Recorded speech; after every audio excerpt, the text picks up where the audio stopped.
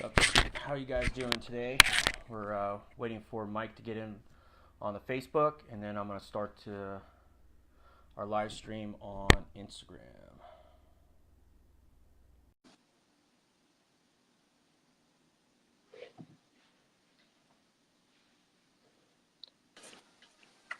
How you doing, Mike? Mike's live on Facebook, and now we're going to get you going on Instagram. Hopefully. Yeah, watch today. Instagram's not going to work with us. Well, that might have happened. There it goes.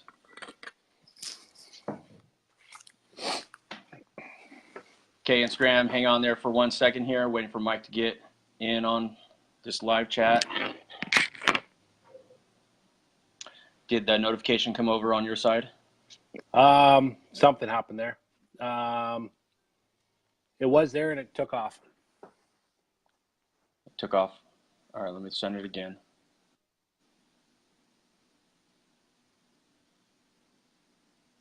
Are you on Instagram watching the live feed right now? Now I am, yeah. Okay.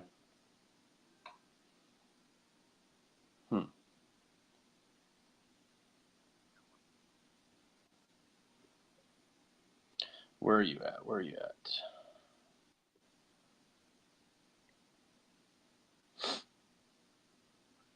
Hang in there, guys. Here we go. Here's Mike.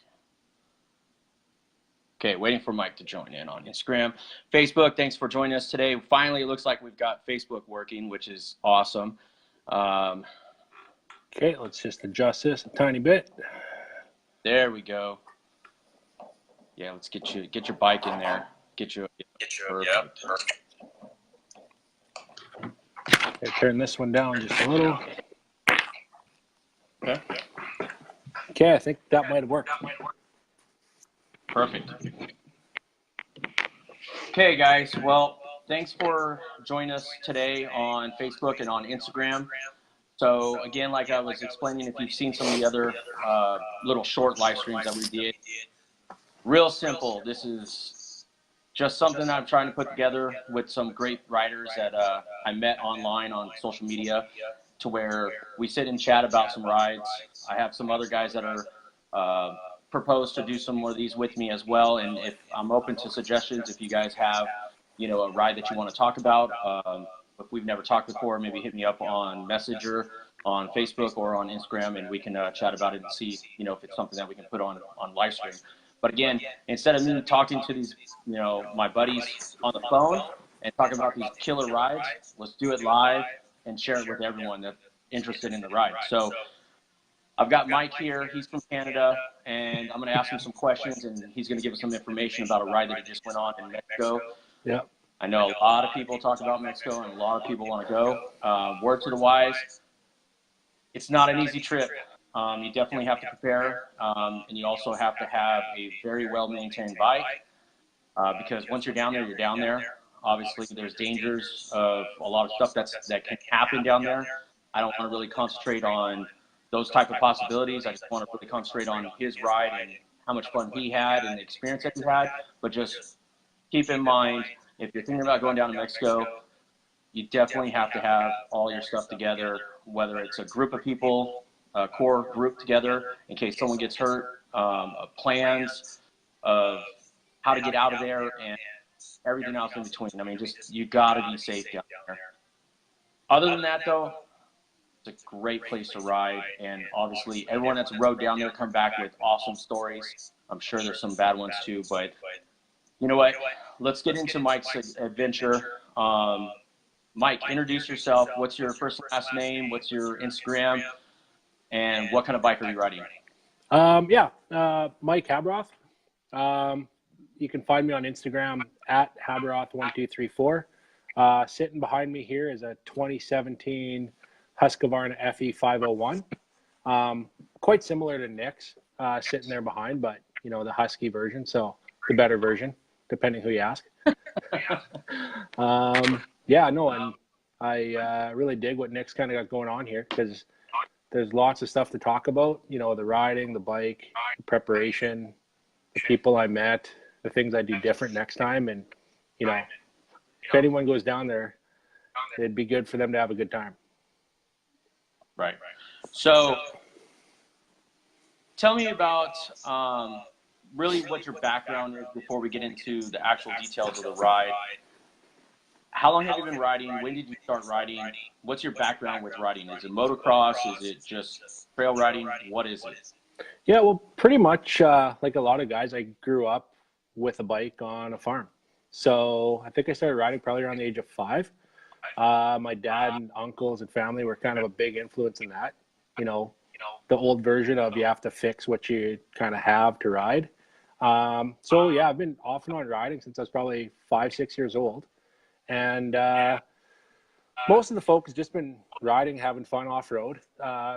Been on the track a few times, nothing serious. And yeah, over the years, it's just kind of kept kind of bringing back to riding off-road. You know, as everyone gets older and stuff, it's the commitment of racing, riding too hard, riding over your head. So like a lot of people, I learned the hard way.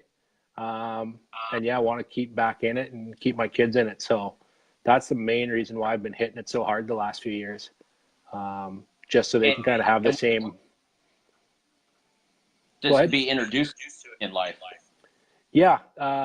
The wife kind of used to think I was crazy, but you know, now she sees my kids are in the garage all the time. Right. They know the sounds of the bikes down the street. They know whose bike is who. It's something, it wasn't forced on them. They just kind of fell into it from what I'm doing and what my friends of mine are doing. Perfect. Now, you're in Canada. Tell me about the terrain that you have around in your area that you're riding more consistently. Because it's got to be a lot different than what I'm used to here in my area, which I'm in southern and central California area, a lot of desert. I have some forest as well, but what do you have up in your area? Yeah, like where I am currently now, I'm in Fort McMurray, Alberta, Canada. So we are like 12 hours from the U.S. border. We're up in the, you know, northern boreal forest. So there's lots of big spruce trees, lots of hills, rivers. There's a lot of mud, but there's ways around that. Group of local guys have cut a lot of single track up here. And, you know, people from here think it's unheard of to ride single track and not have to ride your bike. But the boys, I see Ryan, a couple other guys joined in here, Jeff, Glenn, they hammered out a good section of trail that it's nice to come back and not have to wash your bike. So there's varying terrain up here. Like actually when we were down in Baja, I showed the boys some of the pre-rides we were doing up in the sand, and it's like San Felipe sand, as far as you want to go and as fast as you want to go. So there's quite a variation of terrain up here. Sweet. Yeah, it's definitely not the desert. There's no cactus, or cacti, I should say. You know, we don't have big boulder fields, but yeah, you can get at pretty much whatever you want to ride. That's awesome. That's awesome. While I'm talking with Mike, I'm also just kind of scouting out what's going on with comments and who's joining in on Instagram. So if you see me kind of veer away, I've got a laptop I'll obviously do sitting here, so I'm looking at that. If you guys have any questions, I will try to check the comments, whether they're on Facebook or on Instagram. And at a certain point, I'll try to maybe get some of those questions answered or whatnot, or otherwise we'll come back later, comment on whatever. But I just want to let you guys know we're totally cool with hearing some questions and seeing if we can answer them for you as well. So let's see, where am I at right here? So you already told us what kind of bike you're riding. It's a 2017 Husky 501. Yep. Going into this trip down in Baja, which was how many days? We were down there for about 7. So there was, you know, logistic stuff, getting our bearings, getting the bike sorted out, gear, who, what, when, where, why, that type of stuff. But we did about 5 days of steady riding. So long days, covered some miles, burnt some tires, broke some parts. Pretty standard 5 days of riding. What was your game plan prepping your bike for this ride? Did you do any extra new modifications to it? Was there anything that you actually tried out for the first time? But like, give me a rundown on like, what did you change up on the bike, or what did you use specifically for this ride? that was kind of a big concern of mine because, you know, down there you see everyone riding 450Xs. Everyone loves their red bikes. Rightfully so. I got a whole pile of Honda parts behind me here too. But being a Husky, it's kind of, there's more and more of them out there, but it is kind of an oddball. So I just wanted to really keep it kind of simple, but just go over everything like, you know, bearings, grease, double checking bolts, double checking Loctite, like pretty much as I kind of was saying there, almost like a race prep. You know, I just wanted to go through it, pull the forks out, pull axles, check the chain, you know, actually take the chain off to clean it instead of just like, you know, degreasing it. So a lot of that was just kind of, you know, a little bit of OCD kind of prep work. And then obviously running new bibs, running new tires, little things like that. And one of the guys, you know, older fella, or Patrick, is one of the main guys with the Moto Medics for the Baja Rally that invited me down with them.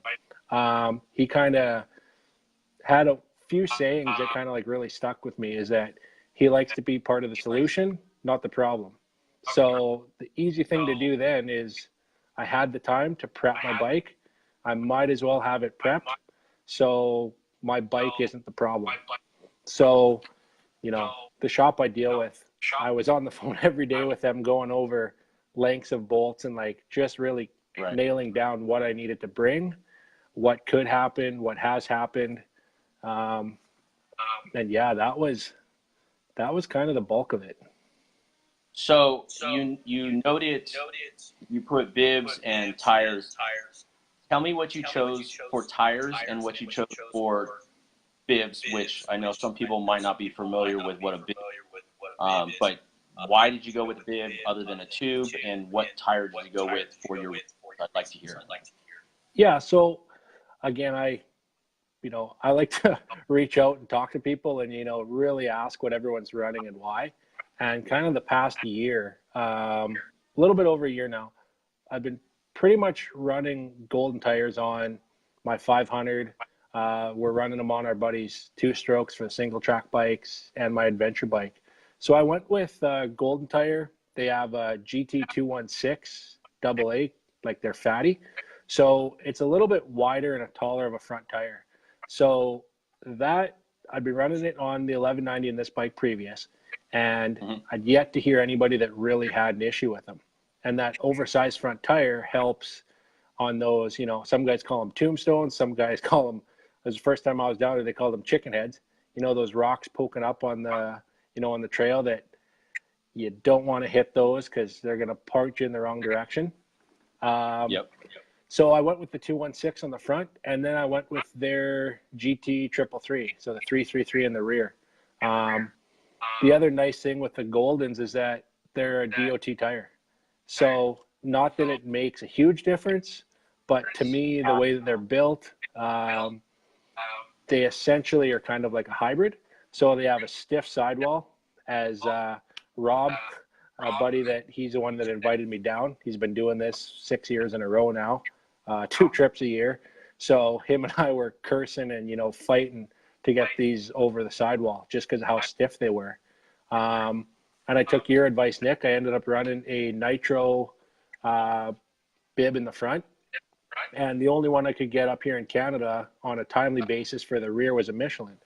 So I know some people have mixed reviews on the Michelins, but it did well for me. It was a tight fit, but we just kind of doubled up on the lube and made sure it was nice and clean. And it held together, and they're still pretty damn good. And yeah, that was just over 1,500 kilometers and a fair bit of highway too. So we did our diligence to not get them too hot on the highway, which that's what's going to kill it. So I just didn't want to have to deal with tubes, as we also packed for kind of living off our bike too. So tubes, especially the ultra heavy duty or the ultra thick, those things weigh a ton and they don't pack anywhere nicely. So I wanted to leave that completely off the table. So the bib looses were the main choice. So you saved weight by not having to carry extra tubes, air and all that extra stuff, and, you know, what you need for changing out a tube. You went with bibs. How did you, was it first time on bibs? I think we talked about, right? No, I've been running them. I ran a set this spring. We went down to Moab. So that was kind of my big shakedown from switching back from my 300 over to the 501, which, you know, that's another discussion, but the same thing is I didn't want to be, you know, as Patrick says, part of the problem, you know, not to say it could happen to anybody. Guys have bib failures, but there's a lot less chance of having to slow the group down and fix a flat and carry a pump and all that stuff. So yeah, I used the set in Moab. I burnt those out by the time it was ready to go for this ride, and I didn't want to go to Mexico on used bibs and tires. Right. So okay, so that's your tire and bib setup. Talk to me about how you packed. So combination. I know you're running saddles, so tell me, break it down on your backpack. Did you run a fanny pack, and then saddles? Tell us how you packed everything. Kind of just a overview, so we can get an idea. Yeah. So again, it lucked out that, you know, I was very fortunate and, you know, appreciate the opportunity to go down with the guys, because essentially we went down to do the pre-ride or the shakedown for the 2018 Baja Rally, which that kicks off in, 2.5 weeks now. Yeah. So Scotty likes to bring down the moto medics and, you know, some of the media guys to run the whole course. So I was lucky enough that Rob's done this ride like 6 times now. You know, the other guys have done this numerous times. So they kind of gave me a pretty short list of how to pack. So right down from what was in my gear bag, what to bring for spare parts, and then what to carry on my bike. So on the bike, I was running the Giant Loop Mojave saddlebags. So you can't fit a lot in them. I think you're about 14, 15 liters per side, like at capacity, but there's only a certain amount you can get in there. So being that they're, as a lot of guys have seen from the pictures, Giant Loop supports the medics and first responders that attend these events. So the idea is to keep one side strictly for first aid. If somebody does break an arm, because it is Mexico, you know, you're not getting, you know, an air ambulance to your major trauma center in a couple minutes. You got to wait. And then, so yeah, one side was strictly for medical supplies. The other sides, I carried a big set of spoons. And I did carry a front tube because as much as I didn't want to, the boys kind of said, if something's going to go, that's going to be it. So the other side, pretty much that took up, you know, a few odds and end tools. I had a small umbrella stuffed in there because that heat is killer. And in the end of August there, it's, you know, a guy's just as lucky to get heat exhaustion as he is get hurt. Sure. So yeah, that was pretty much what I had in the saddlebags. I then ran on top. Giant Loop makes it's a Rogue dry bag. It's a small dry bag that opens on both ends, but it actually has a purge valve so you can suck it down. So on the top of the bag, I carried spare air filters, my jacket in case we got stuck in the middle of the night, an extra liter of water. Then on my pack, I was running the Kriega R20 pack and the Kriega R8 fanny pack. So on my back, I pretty much carried another 4 liters of water, 3 liters in the bladder, a spare liter on my back, and same thing, pretty much what I need if we get stranded, or if we beat the chase truck, if we end up 2 hours ahead of the chase trucks. So yeah, board shorts, flip flops, and a t-shirt just to get out of your riding gear. Sure. And so just to make sure that everyone knows, all the rest of your clothes and other stuff for overnight and everything was in a truck. while you were riding. Yeah, that's correct. Yeah. So Rob and I, we weren't sure which way our ride was going to go, what we were going to do. So we were set up that we could both carry extra gear and parts and, oil on the bike. But we were lucky enough that we were able to leave our stuff with the chase truck. Because the same thing is we're checking the route, just for safety, but we're also checking radio communications. All the guys we're all running push to talk sets from PCI. So that was my first time running, a push to talk setup like the Desert Racers. And it was cool. It was awesome. But again, it's another, day one, I had an issue with mine and it was dead, a brand new unit, and the push to talk button was grounding out. Since then, it was just the way I had it mounted. So I was in and out of conversations. I could hear a lot of stuff, but it was one of those things that if something's gonna fail, it's gonna happen down there. So they've rectified the issue and it's good to go now. But it was just one of those things that you don't think of carrying a spare push to talk button. So that's going over everything that you rode with. Now, since it was your first time and you took everyone's suggestions and kind of like figured out what you wanted to pack, now that you've gone, I'm going to fast forward a little bit here to the end of the trip. Did you feel you overpacked for the trip, or did you feel confident that what you had was perfect, or did you miss anything and say, I wish I had something? I think I was, honestly, I saw Hing and a couple other guys, Donnie.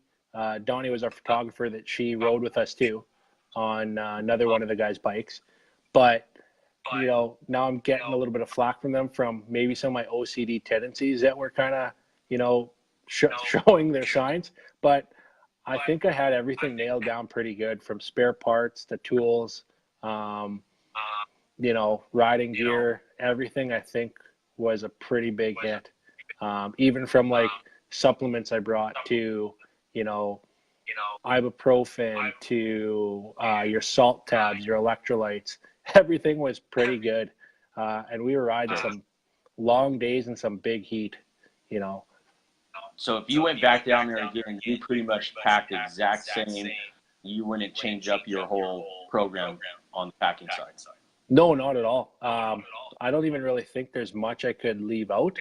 And I don't think there was much I could repack. Because again, the rally's in a couple weeks and everyone's going back again. So like, other than just double checking everything on the bike again, it was pretty easy to get repacked, kind of give a shake of all the, the dust and the little pieces of cactus that are stuck in there, a few power bar wrappers, and, away we go. Awesome. Okay. So we already know it was down in Baja, and we already talked about why you went down there was for the Moto Medic pre-run for the Baja Rally. And we need to prepare. So we already talked about that. Who did you ride with exactly? To break it down to me, who was in your crew? Because I think there was, if I'm not mistaken, I saw 4 or 5 people. Yeah, so there was 5 of us on bikes. So Scotty Bowman is the Baja Rally.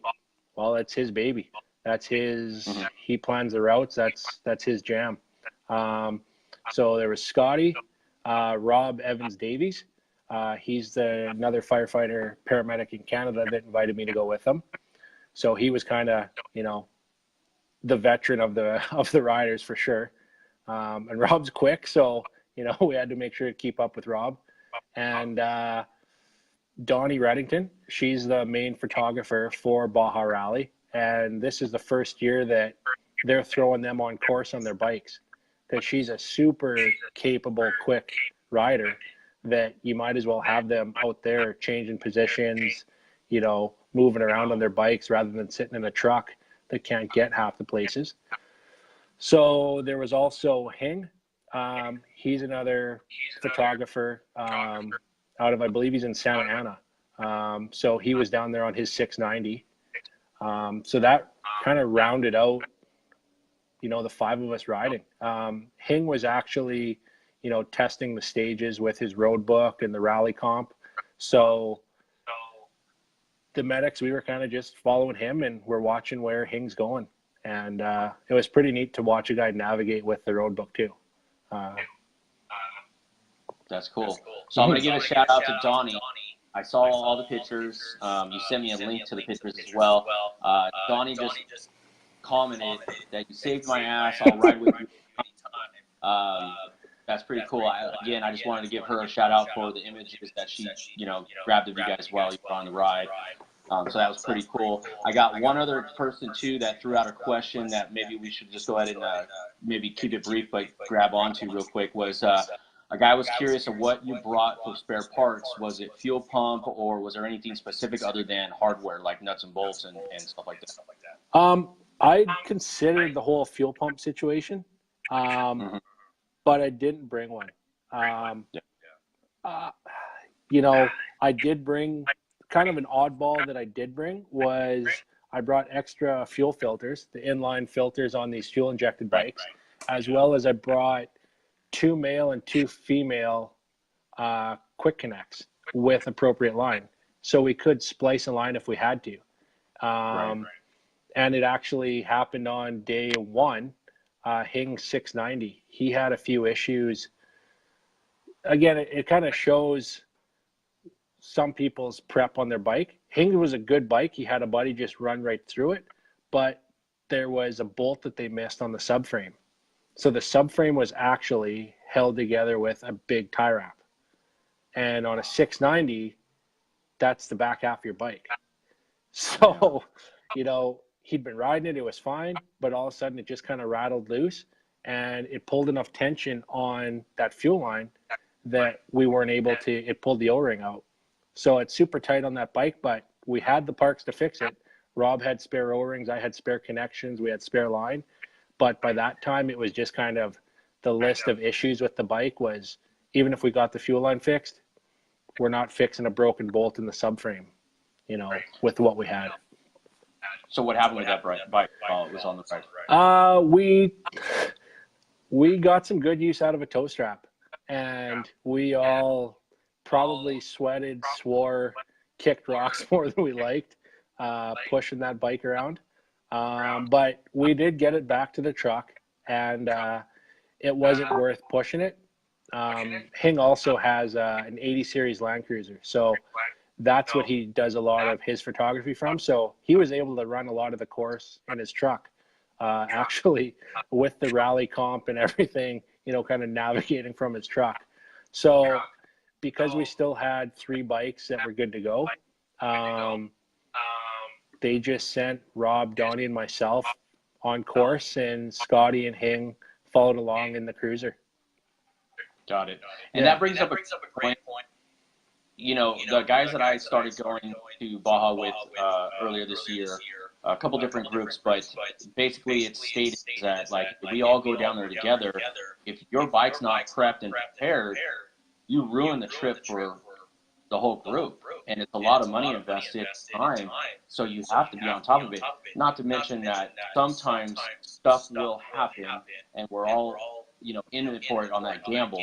Because who knows the stuff that's uncommon that can go wrong. But again, you have to be prepared for this stuff, otherwise you can end up in a situation.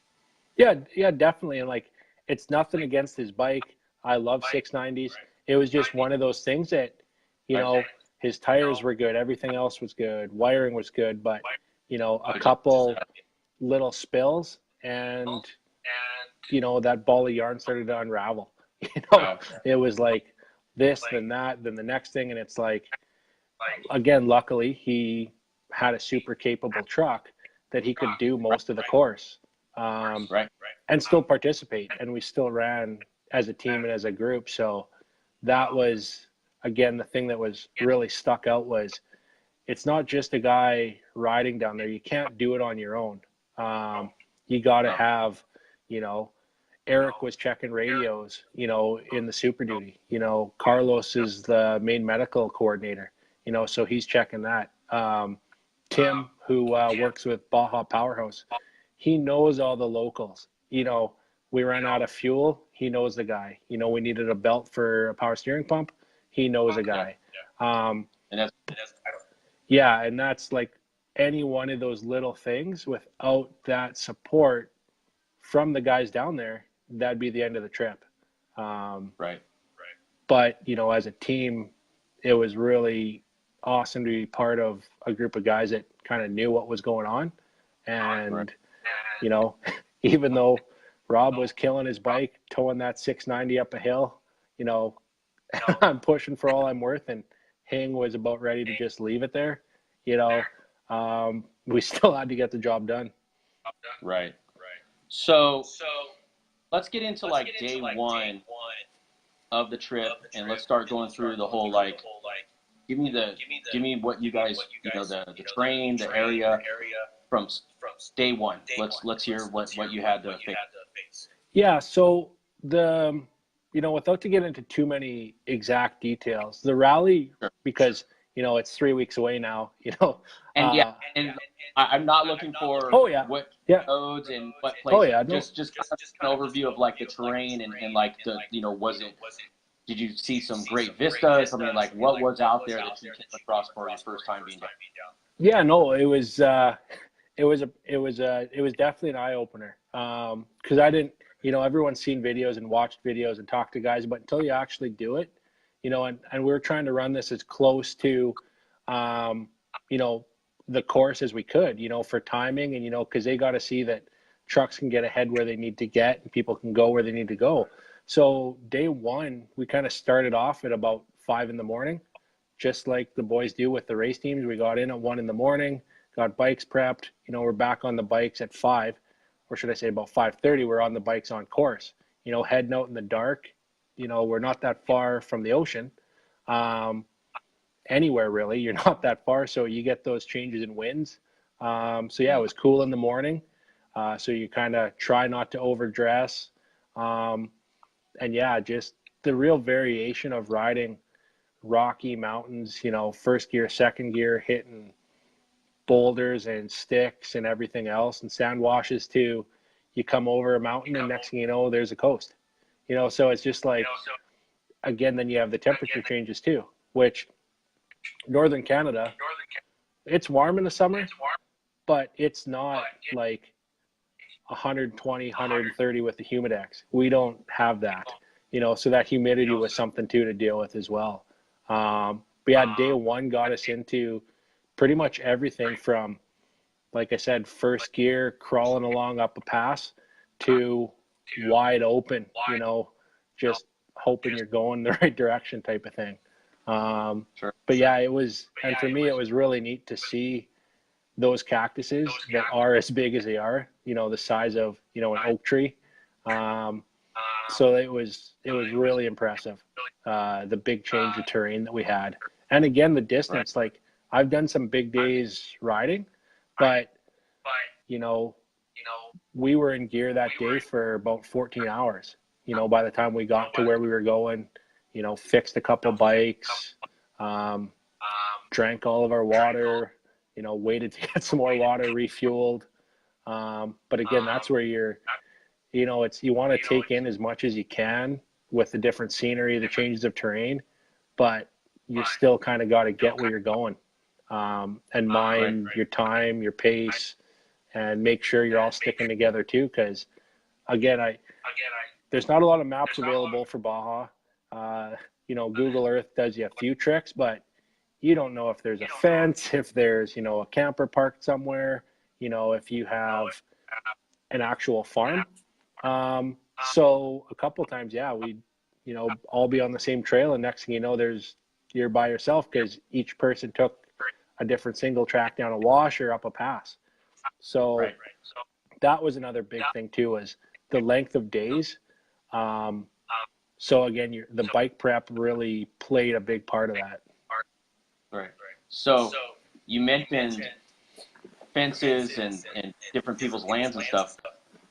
How cool was it to come up to a fence opening to where one guy opens up the fence, everyone goes through, and then however you guys, you know, your group would play it, either the first guy or the last guy closes the fence. But how awesome is it? You just come up to a fence and you open it and you close it. You just keep it closed. Yeah, it was, you know, we honestly, we didn't get into a lot of closed fences or stuff like that. But again, a lot of the stuff that, you know, to me, that's just common courtesy. You know, I grew up in a rural area, and that's how, you know, we grew up. That's how you kind of treated people. And you sure got that impression down there that if a gate was open, you left it open. But that's where the guys, Scotty and a couple other guys there, this was their route. They'd already made the arrangements with landowners, fishermen, you know, the different environmentalists, that this is what we're doing and this is kind of where we're going. So everywhere we're going, we really did kind of, it was set up for us. So it was pretty rad that we just had to follow course and just ride. So how was day two? Day two was good. Day two was, you know, because now we're moving a little bit further down the coast. So yeah, we kind of got into a little bit similar terrain. We got to see a lot more coastline than day one. Day one was a big day. I should say initially we're, you know, the Baja Rally, like everything else, starts in Ensenada.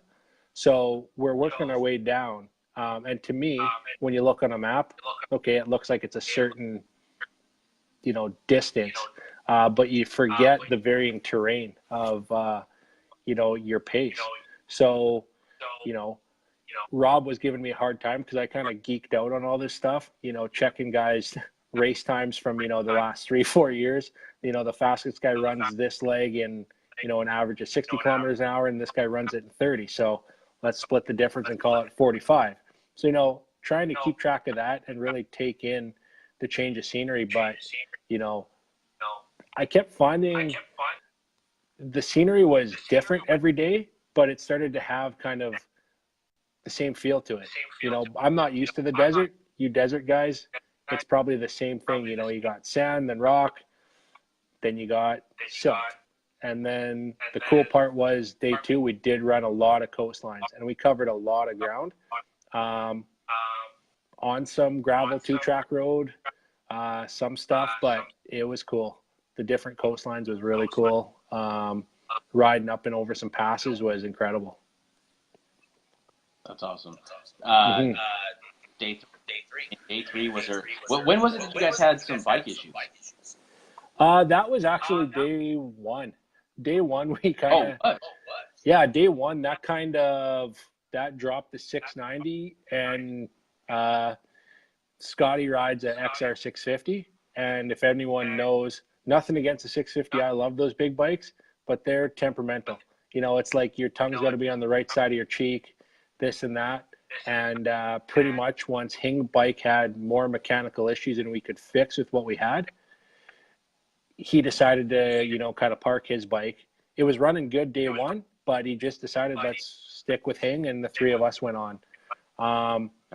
Day two, we rode almost the whole day, and Donnie was riding. Eric Hingley is one of the moto medics out of San Diego, and she was riding his 450X. Eric's a fast rider. You know, he races in the Nora. He just rips. So Donnie riding this thing was great to see her just kind of take hold of his bike and let her fly. And it's a Honda, so it always runs. It always works good. But that bike was running heavy-duty tubes. So day two, just at the end, you know, we were almost to the end of our stage, and she had a flat. She actually had a flat on the front, but the area we were in had so many of those tombstones or chicken heads that you couldn't tell what you were hitting, if your tire was flat or not. You know, even myself, I was down at that bib quite often to see, did I what's going on? And yeah, she rolled to the end on day two with a broken front rim and a flat front. So, wow. You know, but she just kept trucking along because the terrain, you didn't notice. You could notice that something was wrong, but to her, it was just, all of us were just ready to get that day over with. Right. And it must not have happened too far before, because, again, the tire was still on the rim. The valve stem had actually pulled back through. So it was still kind of in there, holding itself kind of together, I guess. But yeah, so we, I know a few people have shared the picture there of how we changed the front tire.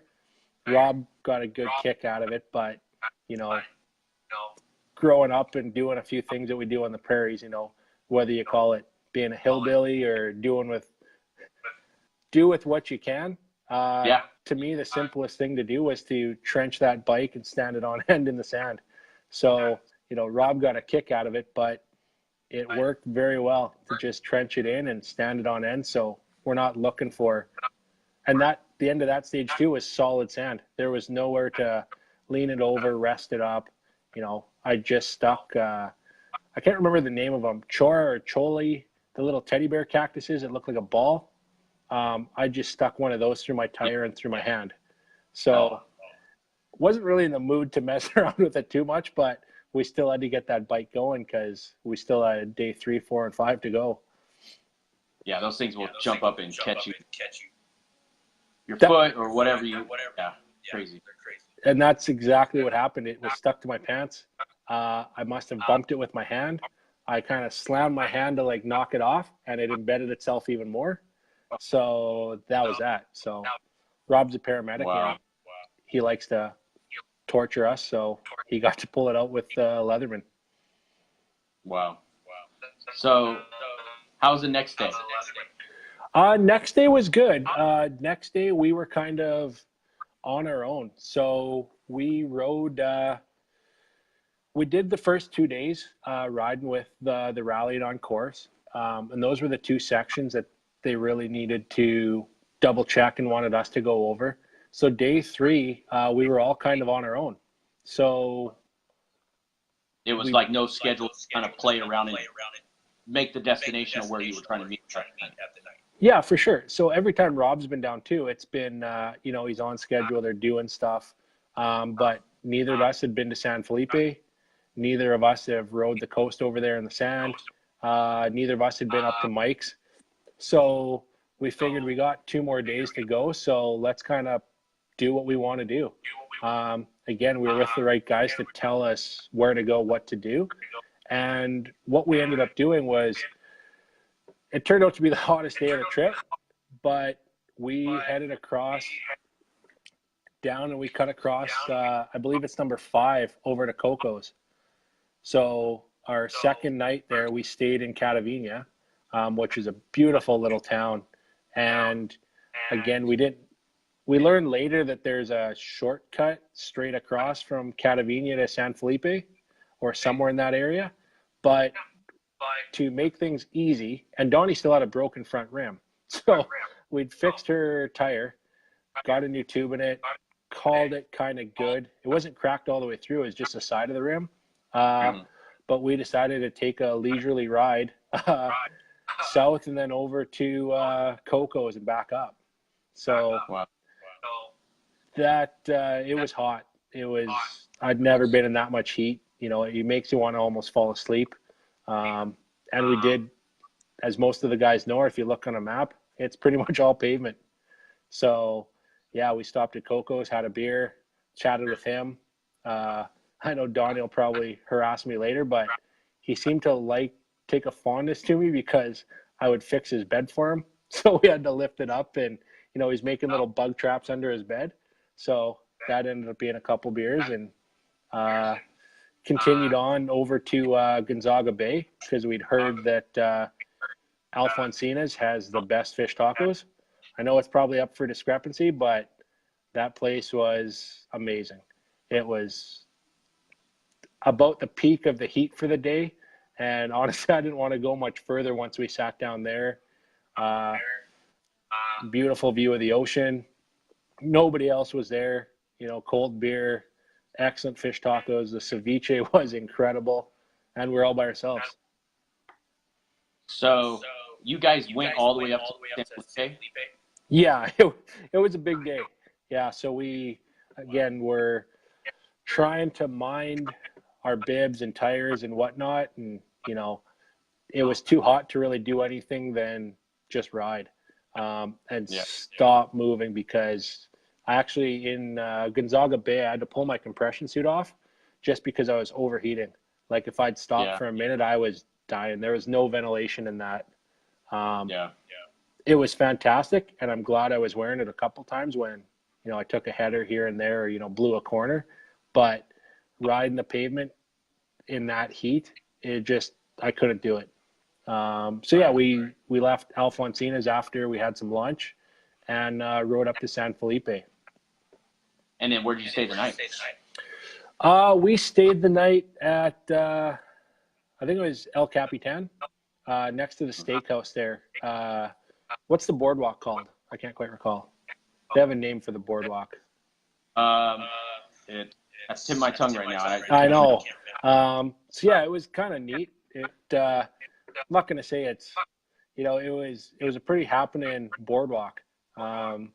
We went down there to just grab some more water and rehydrate, and it was nice that they had a pool. When we stayed, and all we really wanted was air conditioning, and it was like nuclear winter in there. It was so cold, but it was awesome because the night before in Catavina was scorching. You know, I woke up thinking I was drowning because it was so hot. You know, it was just atrocious. So after that night, where did you guys go the next day?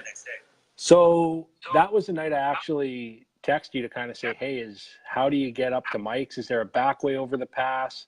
Because now it's the three of us. We're kind of on our own. So it's like, okay, we kind of know where we're going. I had, on my Garmin, I had E32 map downloaded, which that thing is incredible. So that had every trail, lake. It was awesome to kind of plan our own routes from what we knew. But I messaged you that night to kind of wonder, is there a back way from Diablo? Because, again, everything that we'd been told or hearing is everyone said, oh, head out to Zoo Road, go run some whoops, and then go check out the lake bed because it's on the way to Mike's and you got to ride it.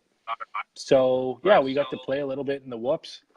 Then Rob might agree with me too. The lake bed was probably our scariest ride of the trip. We got there, saw some cows. It was pretty cool that we're kind of like rode some sand and you start coming into some better vegetation, start seeing some trees. It's green. But I guess there'd been some rain in the last few weeks before we were there.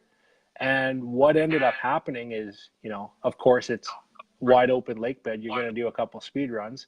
So sure enough, we laid it out a few times and then decided to quit playing in this heat and can head north towards the highway up to Mike's.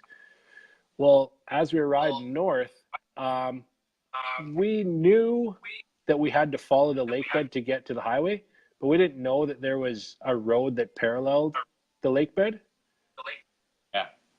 So we ran right down the middle of the lake bed wide open, which turns out there was a pretty nasty crust, which took us from like 6th gear to like 2nd gear, and had a couple close calls of getting stuck.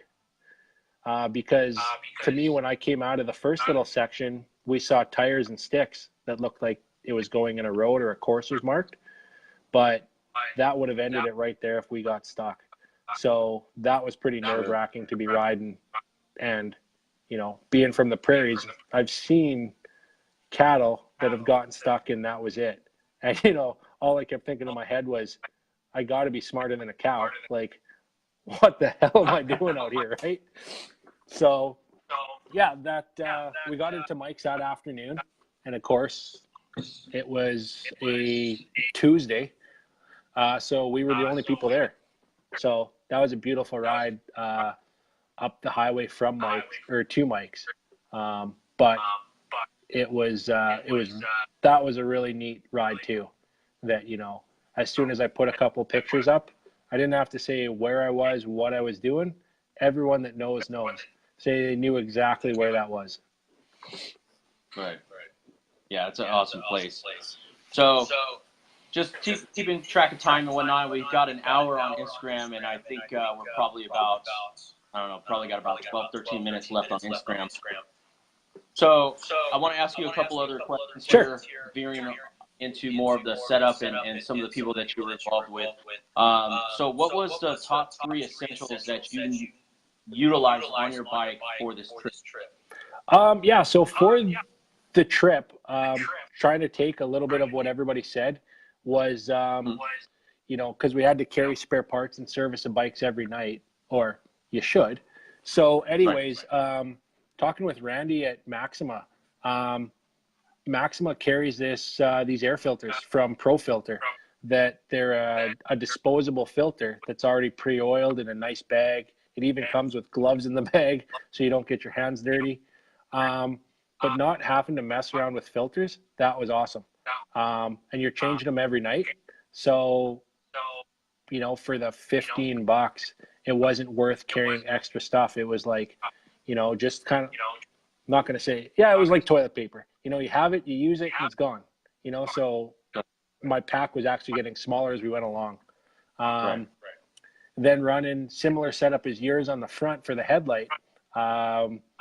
Running the XL80 from Baja Designs with the Moto-minded front mask. That mask was awesome. I was able to slightly position the angle of my light as we were riding. So that the idea was we shouldn't be riding at night. If we're riding at night, something went wrong. But when we needed it, it was great to have. And then the guys over at Seat Concepts, they kind of hammered out a seat for me pretty quick. It's the Gripper 2.0 in the comfort seat. And they did put the map pocket on the front, which turns out was handy. I kept little electrolyte and energy gels in there. You know, they were scorching in the sun, but I didn't have to dig through my pack or nothing to keep hydrated and keep the electrolytes going. That's pretty cool. That's pretty cool. Little idea that you used it for that. Mm-hmm. So what's that? 3? No, that was 2. Yeah, we got that was 3. Okay. Yeah. So who are some of the people that you want to thank that helped you out with this ride, putting together your whole program for this ride? Well, definitely, you know, the main guys were the guys that brought me down. Like, you know, Scotty from Baja Rally, Patrick Attardo, he's been his main medic for years. You know, he's a Southern California boy. You know, he's got the 55 Nomad with the surfboard on the roof and the bikes in the garage. This is his jam. So he was, you know, can't thank them enough for letting me come along, and obviously Rob for bringing me with. You know, Rob and I have only been riding together for a couple of years, and I'm sure we got a lot more big rides coming up. So those are the guys for bringing me down. But the guys at Blackfoot Direct, the Husky dealer in Calgary that I deal with, I'm on the phone with those guys every day. You know, whether it's talking about the weather, whether it's talking about the bike. We got no support up here where we are in Fort McMurray. So those guys shipping, man, C-clips and chain links to hand grips up to us next day is amazing. So I couldn't really have put the bike together without them. Plus the caliber of riders they have there.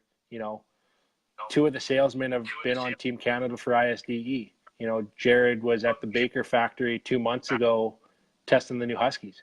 You know, Lexi just got back from Japan, and she actually took the title there for the Enduro class that she was running. So guys like that and everyone else that really kind of answered my questions and would get on the phone and chat with me because I'd planned myself a pretty visual biking schedule this year.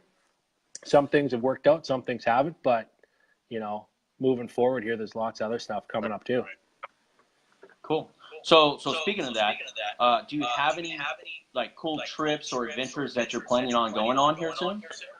Yeah, well, actually, the rally's coming up pretty quick, but next week is the Ktm Rally in Canada for the adventure bikes. So that's in Vernon, British Columbia at Silver Star at the ski hill. So kind of like Park City. I know Randy and a bunch of other guys were just down there competing. That's coming up next week. And leading up to that event, there's Scott and Chris that run the adventure bike gathering in Vernon, BC. So what they've kind of done is I really like what they've kind of decided to do here, but I'm going to ride with them as a medic and sweeper. But for the days leading up to the rally, over the summer, they've planned a daily ride for anyone that's in the area. So all you got to do is reach out to Chris or Scott at the Adventure Bike Gathering, and they got daily routes planned. Because everyone comes to these big events, you know, their wife might go shopping one day, they want to ride their bike, they might want to take their wife on the back for a day. These guys have done the legwork, and you just show up. Just show up, meet some people before you show up at the rally. So that's kind of next week there. So it's a busy few weeks, and then that brings us into winter up here. We're already below zero every night, and each year we do a ride up north. We do about 1,000 kilometers on an ice road on the big bike. So pretty soon the bikes are all going to get studded, and away we go. Wow. So give us your Instagram. Okay, so you can follow me at Haberoth1234 on Instagram, and on Facebook you can find me at Mike Haberoth, or Ride North Moto is another page we got started for the guys up here and the different rides that we do. Again, being where we are, a lot of guys, we don't often get to ride together based on our work schedules, family schedules, you know, baseball, hockey, whatever it is. But the boys up here do some pretty epic rides all over the world. So it's kind of neat to follow along with everyone on that page. So I want you guys on Instagram to go and check out Mike's page, and you know, follow him. Check out some of the pictures, because obviously I posted a couple pictures showing off his ride, but you can see more of the content that he posted, and I'm sure he's still got some more that he's going to post up as well. Mike, give me the top 3 social media. Sorry, give me the top 3 social media pages that you like to follow for content. Yeah, well, doing a lot on Higher Base Media, Wyatt there. He's always got something going on. He works with Amsoil as well. I like following Randy, my 1090R. And then the other one that I follow there, I always like their content versus if it's family stuff, riding, training, racing, is the D8 Strong, Destry Abbott and those guys. There's some good things that come out of them, and it's something for everyone to kind of get inspired by. So I got a few questions here that I'm going to ask you. They're just real speed questions. Just give me a sentence worth, of an answer. We've kind of already went across this, but are you a tubes or a moose guy? I run mooses. We're kind of going to get bombarded here with 2 kids pretty quick. Right. So. So you're a moose guy. Yeah. And So you're a moose guy. Yeah, running mooses. GPS guy. Are you an iPhone or Garmin? What are you? Brookie, come here. Come sit with me. I'm running a Garmin Montana. So, yeah, Garmin for sure. Garmin on everything. 650 Montana does everything. I know a lot of guys like their iPhones. Brooke, it's okay. Yeah, this might get busted in here real quick. Well, we got 2 minutes left on Instagram. I know you got things to do, you got family, but hey, I just wanted to thank you, Mike, for taking the time and doing this live stream with us and giving us all this information about your ride. Again, it's not anything like a strict review or anything like that. We're just trying to share some experiences with different riders and stuff. So I'm going to have some other people that I'm going to be looking at to interview or quote-unquote chat with. I want to thank you, Mike, for taking the time away from your family and sitting here and talking with us about your ride. No, I appreciate it very much, and I really think it's a neat thing you guys got going on here, and love to be part of it again. And if anyone has any questions, just feel free to send me a message or reach out, and I'm more than happy to talk, because a lot of guys know that about me, is I don't mind chatting about anything. So no, it was good, and I hope everyone can find a way to go down to Baja, and if you do, reach out to the guys that run the rides. Juan Carlos and Tim at Baja Powerhouse in Ensenada, they treated us like family. We couldn't have done half the stuff we did without those guys. So everyone that's been asking me, I'm sending them their direction, because, it made the difference riding with the guys that do this every day. So that made it a good experience. And I think, you know, it is Mexico. So if you're running it by yourself or going, you know, all cowboy, it might not go that good because it is Mexico. And yeah, it is.